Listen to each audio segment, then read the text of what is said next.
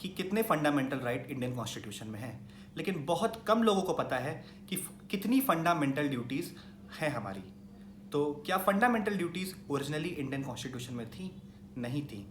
Fundamental duties को article 51A से Sardar Swaran Singh committee के रिकमेंडेशन से ऐड किया गया। अब how to remember the entire fundamental duty in this short video? I have a trick for you. The trick is Annie's dear brother recovered from speed.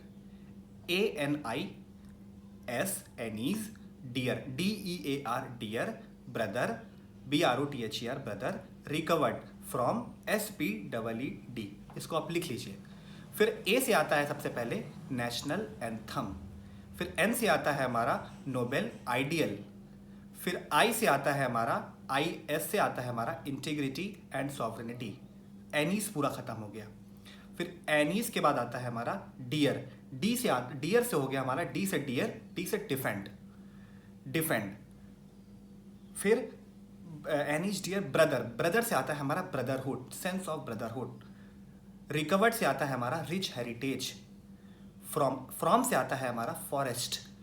And then speed से आता है, S से आता है हमारा साइंटिफिक टेम्पर, पी से आता है हमारा पब्लिक प्रॉपर्टी, ई से आता है हमारा एक्सीलेंस, और फिर ईडी से आता है हमारा एजुकेशन।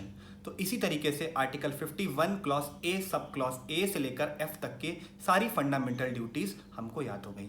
हमको ये याद रखना है कि फंडामेंटल ड्यूटीज़ ओरिजिनली कॉन्स्टिट्यूशन में नहीं थी। इनको सरदार स्वरण सिंह कमेटी की रिकमेंडेशन से 1976 में इंदिरा गांधी द्वारा इंसर्ट कराया गया था।